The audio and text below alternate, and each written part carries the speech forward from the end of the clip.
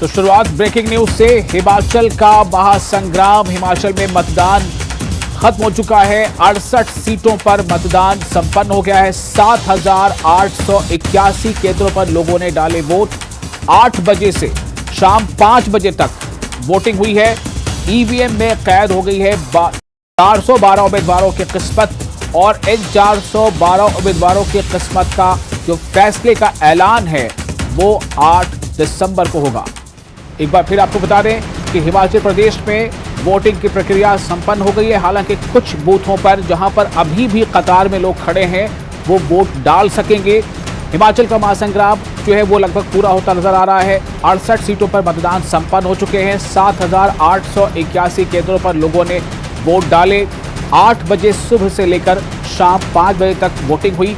EVM में कैद 412 उम्मीदवारों की किस्मत।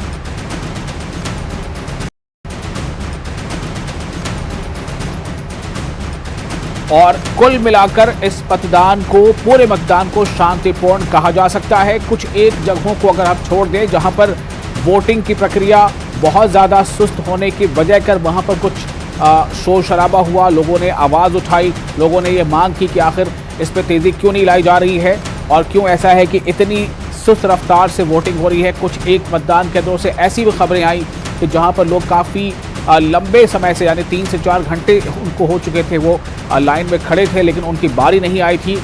तो कुछ एक खबरें ऐसी हमारे रिपोर्टर्स ने दी है कि उन जगहों से कुछ रिपोर्टर्स ने बताया कि बहुत संख्या में जो मतदान है वो उस बूथ केंद्र से वापस भी लौट गए बिना वोट दिए। जबकि बहुत सारे बूथों पर ऐसा भी नज़ारा देखा गया कि जब लोग वोट देने के लिए आए और ज़्यादा भीड़ थी या मतदान की प्रक्रिया थोड़ी स्लो थी तो बहुत सारे मतदाता वापस चले गए, लेकिन फिर से वो आए और उन्होंने अपने मताधिकार का जो प्रयोग है उसका किया है, उसका जो अधिकार है वो उसे पूरा किया। तो इस तरह से ये तस्वीरें आपने लगातार देखी और हम आपको लगातार अपडेट बताते रहे। हालांकि जो फाइनल टैली है प्रतिशत की वो अभी हमारे पास नहीं पहुंची है। जैसे ही वो हम तक पहुंचती है आपको जरूर बताएंगे।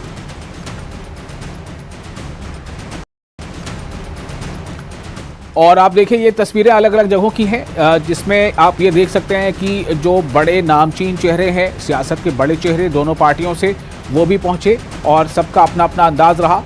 कई ऐसे बड़े चेहरे हैं जिन्होंने मतदान से पहले पूजा पाठ भी की, आशीर्वाद लिया अपने अपने जो कुल देवता होते हैं उनका, और उनका आशीर्वाद लेकर वो मतदान केंद्रों तक पहुँचे। इनमें से आप देख सकते हैं प्रतिभा सिंह भी जो है वो भी नज़र आ रही है और विक्रमादित्य सिंह भी नज़र आ रहे हैं। और सीएम जयराम ठाकुर भी जब वोट देने के लिए निकले तो उससे पहले उन्होंने पूजा अर्चना की थी, वो तस्वीरें भी आप देख सकते हैं। और जेपी नड्डा साहब भी जब वोट से पहले पूजा की, एक आशीर्वाद दिया और फिर वो वोट करने पहुंचे। तो ऐसी तस्वीरों से ये ज़रूर जाहिर होता है कि जब ये बड़े चेहरे भी बूथों तक पहुंचते हैं और अपने वोट का जो प्रयोग है वो करते हैं तो जो आसपास जो और लोग होते हैं, जो जनता है, आवाम है, वो भी पहुंचती है, उनका भी हौसला बढ़ता है। तो ये तस्वीरें आज दिन भर की जो खास तस्वीरें हैं वो हम आपको दिखा रहे हैं कि वहाँ पर हिमाचल प्रदेश में वोटिंग की जो समय सीमा थी वो पूरी हो चुकी है। हालांकि कुछ एक मतदान केंद्रों से ऐसी खबर मिल रही है कि वहाँ पर चूँकि वोटिंग का समय पूरा हो चुका था लेकिन जो लाइन में लोग खड़े थे उनकी बारी अभी तक नहीं आई थी, इसलिए उन्हें वोट देने का समय दिया जाएगा और वो अपना वोट देकर ही वहाँ से लौटेंगे। लेकिन मोटे तौर पर जो समय सीमा थी सुबह 8 से शाम 5 बजे तक की, वो समय सीमा खत्म हो चुकी है। जो फाइनल टैली है वो अभी आधिकारिक तौर पर सामने नहीं आई है कि इस बार वोटिंग का प्रतिशत क्या रहा। चूँकि हिमाचल प्रदेश एक छोटा सा राज्य ज़रूर है लेकिन वो पहाड़ी इलाका है और एक स्थान से दूसरे स्थान पर जाने में कई बार काफ़ी समय भी लगता है। तो इसमें थोड़ी वक्त इसमें और दरकार हो सकती है, लेकिन कुल मिलाकर लोगों में जोश ज़रूर देखा गया है। लेकिन इस सवाल का जवाब अभी फ़िलहाल दिया नहीं जा सकता कि क्या वोटिंग का प्रतिशत पिछले चुनाव के मुकाबले ज़्यादा रहा या कम रहा, लेकिन ज़्यादातर केंद्रों पर लोग जोश और खरोश के साथ वोट देते नजर आए। वोटरों के लिए कहा जाता है कि पहले मतदान फिर जलपान, लेकिन देवभूमि में मतदान से पहले जो पूजा का रिवाज दिखाई दिया वो हमने आपको दिखाया। हम आपको बारी बारी से दिखाते हैं। आप देखें किस तरह से पहले पूजा उसके बाद फिर मतदान, इसकी 6 तस्वीरें हमने आपको दिखा दी हैं।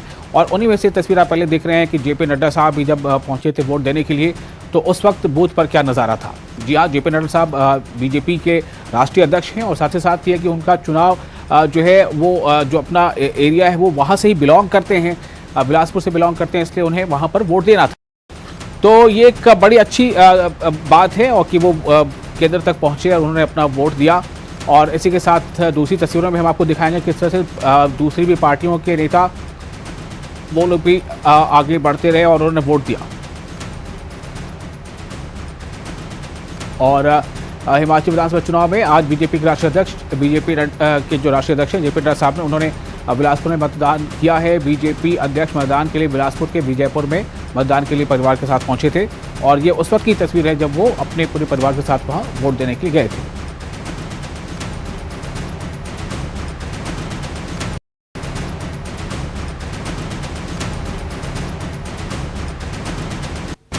और बिलासपुर में बीजेपी के राष्ट्रीय अध्यक्ष से खास बातचीत की हमारे संवाददाता अंकित साहब हमारे साथ हैं। राष्ट्रीय अध्यक्ष हैं भारतीय जनता पार्टी के और हिमाचल से ही आते हैं और आज खुद के गृह क्षेत्र के अंदर बैठे हैं, उनसे बात करते हैं। नड्डा साहब, आपसे जानना चाहूंगा कि जिस तरह से एक चैलेंज हो जाता है जब गृह क्षेत्र हो, तो कितना चैलेंज मानते हैं अभी हिमाचल? कोई चैलेंज नहीं। हिमाचल की जनता बड़ी सरल है और अच्छे से अपना भविष्य जानती है कि किस तरीके से उसको अपना भविष्य बनाना है। हर चुनाव को हम सीरियसली लड़ते हैं, इसलिए हम कोई इस तरीके से चैलेंज नहीं लेते हैं। आखिर जनता का वोट लेना है और जनता हमको आशीर्वाद देने के लिए आतुर है। मोदी जी के प्रति उनका अथाह प्रेम है, अटूट विश्वास है और उन्होंने जो मोदी जी ने काम किया उसको जनता ने देखा है। जयराम जी ने उसको धरती पर उतारा है, तो लोग आतुर हैं और मैं उनके साथ जुड़ा हुआ हूँ। जयराम जी एक नया चेहरा थे और अब मुख्यमंत्री का 5 साल का उनका कार्यकाल रहा है। कैसे देखते हैं कि एंटी इनकम्बेंसी कुछ हावी है? आपने देखा कहीं एंटी इनकम्बेंसी है? प्रो इनकम्बेंसी है। सब लोग बीजेपी को हाथों हाथ बढ़ाना चाहते हैं और उनका खुद का भी जो जयराम जी का व्यक्तित्व है वो सबको साथ लेकर के चलने के का दम भी रखते हैं, ताकत भी रखते हैं और व्यवहार भी रखते हैं। आम आदमी पार्टी की बात करें तो आम आदमी पार्टी हिमाचल के अंदर काफी पैर फैलाए, केजरीवाल जी खुद आए, क्या भविष्य देखते हैं हिमाचल के अंदर? आए पीछे गए पहले, क्रीज पर तो टिके नहीं। सब जगह जमानतें जब्त करा के आए हैं। उत्तर प्रदेश में करके आए, उत्तराखंड में करके आए और गोवा में करके आए। अब बारी हिमाचल की है। आप किस तरह से देखते हैं, क्योंकि मुद्दे क्या हैं, आप किन मुद्दों के ऊपर चुनाव लड़ा है? क्योंकि आपने भी काफी प्रचार जा करके किया है और काफी रैलियां संबोधित। लोग विकास चाहते हैं और जिस तरीके का 4 लेन कनेक्टिविटी सारी चीजें हुई हैं, एम्स आया है, all India institute of medical sciences आया, इंडियन इंस्टीट्यूट ऑफ मैनेजमेंट आया, IIIT आया, IIIT आया, Indian institute of information technology आया, ये सब कभी किसी ने सोचा नहीं। बल्क ड्रग पार्क आया, मेडिकल डिवाइस पार्क आया, ये सब इन्वेस्टमेंट्स हैं जो देश को आगे ले जाने वाली है, तो उसमें उन लोगों ने अपने आप को जोड़ा है। नड्डा साहब, कांग्रेस की क्या स्थिति देखते हैं? क्योंकि वीरभद्र सिंह थे, एक कद्दावर नेता थे हिमाचल के, लेकिन अब किस तरह की स्थिति देखते हैं? अब स्थिति कांग्रेस की वजह से स्थिति दिन प्रतिदिन खराब ही हुई है और उनके यहाँ कोई मुद्दा नहीं है, कोई इश्यू नहीं है। उनका मैनिफेस्टो उठा के देख लीजिए, जो लिखा है उसने पढ़ा नहीं, जो पढ़ा है उसने लिखा नहीं, तो उनके यहाँ कोई चीजों की ड्यू डिलिजेंस तो होती नहीं। हिमाचल के अंदर एक रिवाज रहा है कि एक बार बीजेपी एक बार कांग्रेस, क्या लगता है अब की बार? इस रिवाज में कांग्रेस धोखे में पड़ गई, उनको पता नहीं था और इस बार भारतीय जनता पार्टी रिवाज बदल और हिमाचल की जनता बदल रही है। हम कहाँ होते हैं बदलने? आप देख सकते हैं जेपी नड्डा साहब हैं और जेपी नड्डा साहब ने साफ तौर पर कहा है कि दूसरी बार भारतीय जनता पार्टी हिमाचल के अंदर आने जा रही है और रिवाज जो है वो बदल